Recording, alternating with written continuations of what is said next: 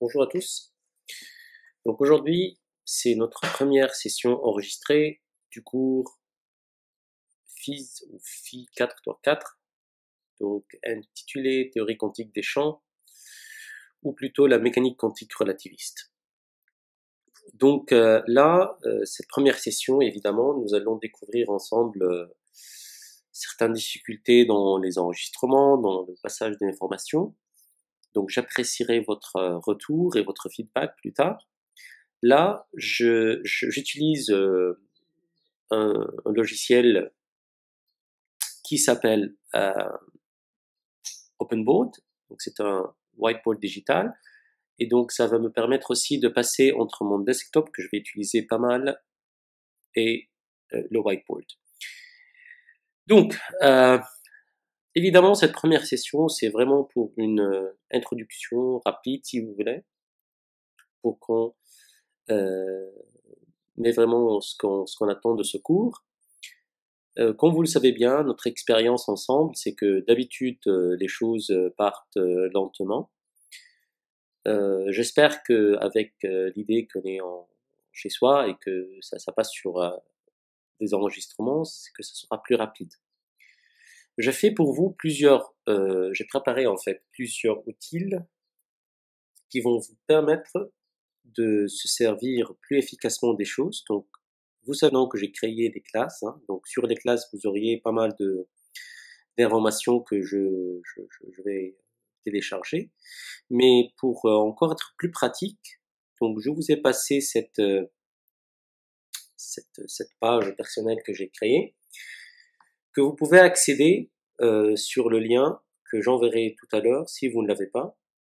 Et là, vous avez un onglet d'enseignement sur lequel vous pouvez partir et chercher le cours qui vous intéresse. Et dans ce cas-là, ce sera notre cours sur le Quantum Field Theory, une théorie quantique des champs. Comme vous le verrez là, c'est pas encore tout à fait complet. Donc là, je vous donnerai plutôt l'exemple qui est complet, donc celui-là. Vous allez avoir la possibilité d'accéder à plusieurs onglets, donc par exemple comme les course slides, où je vais télécharger tous les slides que je présenterai, s'il y en a. Aussi, vous pouvez passer sur les manuscripts. Donc sur les manuscripts, là, je vais télécharger mes notes personnelles. Et puis, vous pouvez aller sur les textbooks. Et là, c'est le plus important pour moi parce que là, vous avez accès à différents bouquins. C'est quelque chose que j'avais fait avant et là, j'ai upgradé pour que ce soit inclus dans une page personnelle. Dans notre cas, vous avez accès à Quantum Field Theory. Donc là, j'ai téléchargé plusieurs bouquins que vous pouvez aussi accéder. Donc là, vous avez tous une permission. Moi, juste que là, je suis sur un account qui n'a pas permission, mais vous avez tous des permissions parce que je vous ai ajouté. J'ai ajouté vos emails. Donc là, il y a pas mal de bouquins que vous pouvez utiliser pour votre lecture. En théorie, moi, je vais utiliser un de ces bouquins-là. Ce sera plutôt celui-là, Quantum Field Theory Demystified. Mais néanmoins, on aura besoin de pas mal de choses qu'on va aller chercher de part et d'autre. Je vous prévois que ça va pas être nécessairement très facile. Pour plusieurs raisons. Ce cours-là possède pas mal d'équations qui sont complexes à écrire et avec cet outil-là, il n'est pas vraiment très très pratique, mais on va essayer. Il n'est pas vraiment très pratique de passer à écrire des équations avec. Ça pourrait être facile, mais bon, enfin, c'est pas super pratique. Ça va relativement être lent parce que moi, je n'ai pas un writing pad, donc j'écris avec le mouse. Mais c'est pas grave. Très bien. J'aimerais vous faire passer l'information sur le contenu du cours. Donc le voilà. On va voir ça en full screen. Très bien. Bon, le cours est appelé mécanique quantique relativiste. Donc ça, c'est la version du cours qui est mise à jour. Et je vais vous mettre ça sur le website pour que vous l'auriez vous-même. Donc ça, c'est le contenu qu'on attend à faire passer. Donc j'espère que nous pourrions le faire d'une façon complète, dans ces conditions. Bien évidemment, on a plusieurs titres très larges qu'on va aborder. En premier lieu, nous allons commencer avec un petit rappel de relativité, restreinte surtout, et l'espace-temps. Donc ça, c'est quelque chose qu'on a fait l'année dernière, surtout dans le cours des physiques des particules. J'espère que cette année, ça va pas nous prendre beaucoup de temps parce que finalement, vous y êtes un peu habitués. Je pense même avec la physique des particules que vous avez pris avec Dr Ibrahim, ça devrait être bien.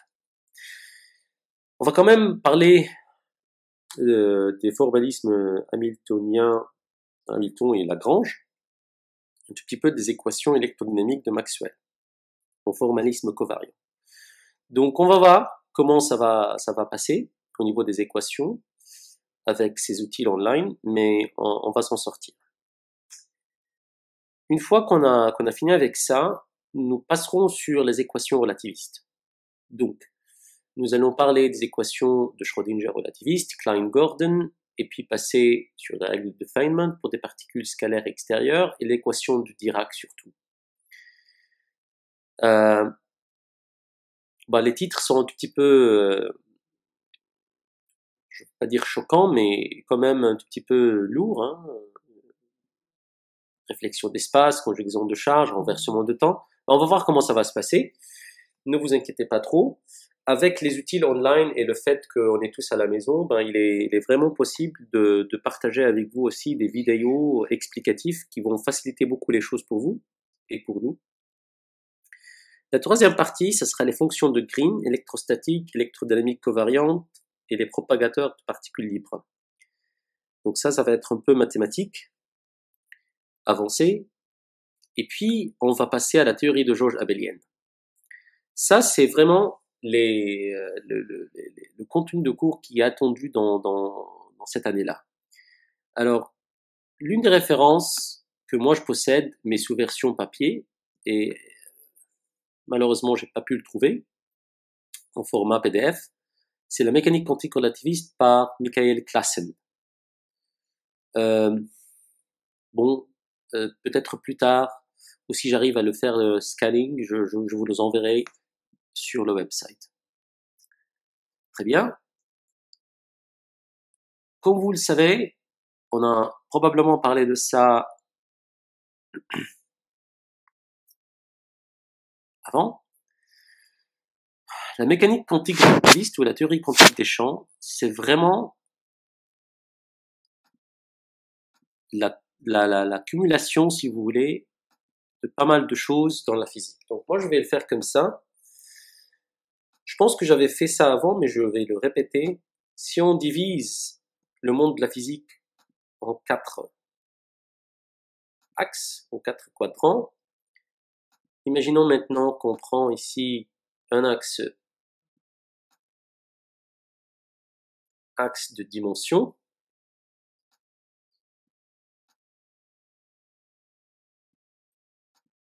et un autre axe de vitesse.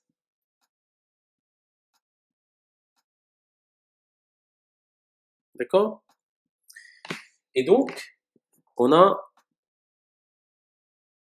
la physique des dimensions larges et des vitesses faibles, et ça, c'est la physique classique. D'accord? Ou newtonienne. Très bien. Donc ça, c'est la physique newtonienne, physique classique. Alors, si on va parler maintenant des dimensions, pardon, là, j'ai des dimensions larges et vitesses faibles. Alors, on est où là? Des dimensions larges, vitesse faible. Voilà, on est bien. Maintenant, si on est à dimension large et vitesses qui sont rapides, comparées à la vitesse de la lumière, et bien là, on parlera de la physique relativiste, ou mécanique relativiste d'Einstein. Et c'est surtout, si vous voulez, la théorie de la relativité restreinte ou de relativité générale. Donc quand on passe à des faibles dimensions, c'est plutôt le cas du monde quantique. Donc là, ça va être la mécanique quantique.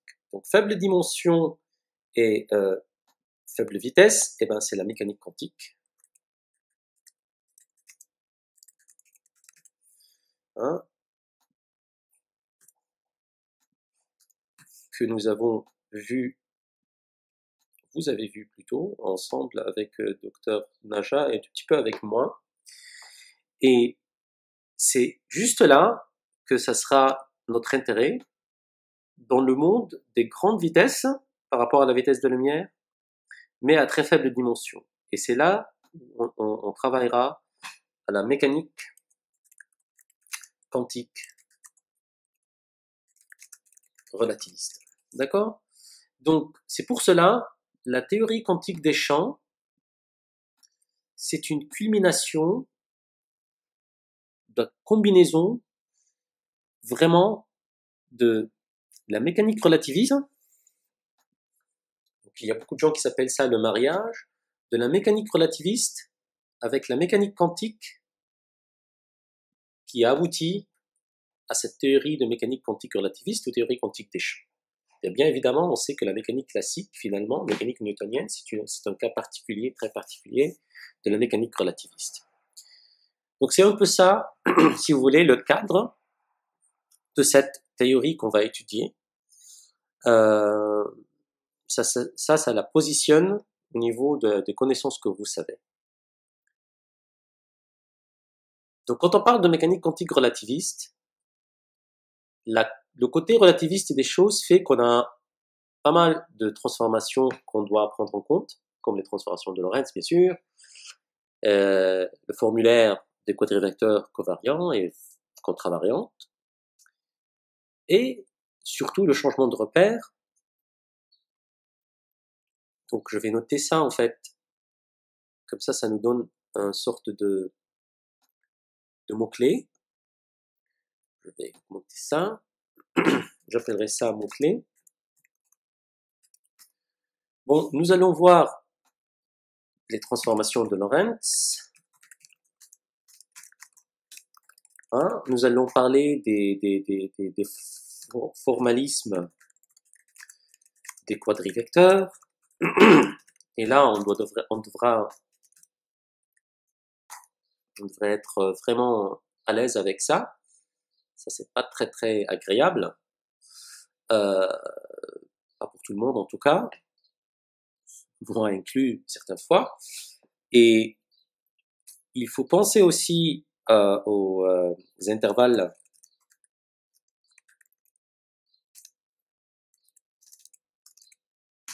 espace-temps. Ça inclut pas mal de choses liées à la causalité.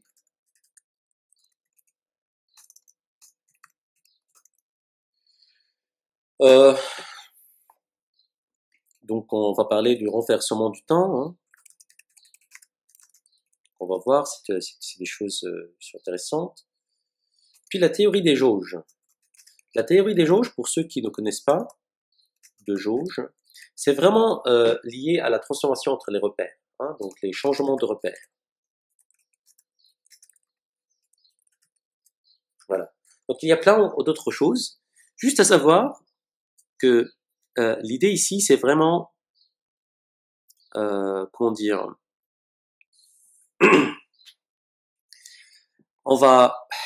les choses vont être un tout petit peu compliquées dans le sens où on va travailler avec des aspects quantiques, des équations quantiques, mais dans un cadre mathématique relativiste.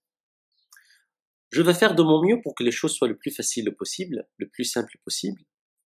Et cette année-là, je vais essayer de développer le cours que j'avais fait avant pour qu'on puisse en fait être un peu plus à l'aise avec cet outil-là, que vous allez vous en servir si vous partez pour le Master 2 l'année prochaine, soit à l'université chez nous, là, à l'université libanaise, ou même si vous partez avant.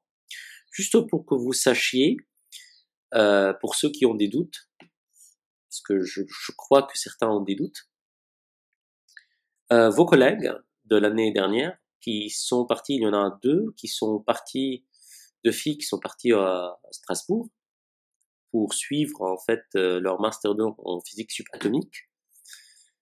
Donc ils ont eu en fait un cours en Master 2 sur la théorie quantique des champs. Et en fait, ils m'ont envoyé un feedback en disant que ce qu'ils ont appris dans ce cours-là à la faculté des sciences ici était super utile pour eux. Donc, et là, c'était pas encore super avancé comme ce que j'ai planifié pour cette année-là. Donc, j'espère que nous allons en fait avoir pas mal d'avancements là-dessus. C'est théorique, hein, c'est très théorique, et ça va nécessiter beaucoup de lecture de votre part. Donc, pour ceux qui ont un problème avec l'anglais, parce que je sais que pas mal d'entre vous ne sont pas nécessairement à l'aise avec l'anglais, donc je propose le bouquin suivant. Vous allez le trouver sur le website.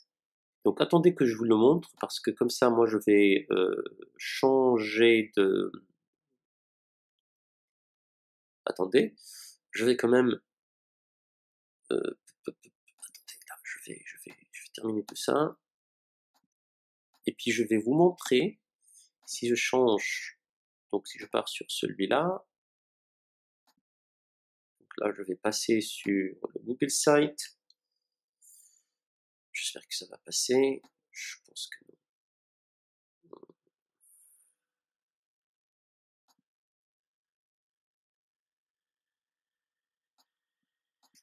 Bon, c'est pas grave. L'idée, c'est que vous allez le trouver sur le website plus tard vous-même, mais je vous le propose ici. C'est un bouquin que vous allez trouver dans l'intro à physique des particules, dans l'onglet intro physique des particules, ça s'appelle Marlowe.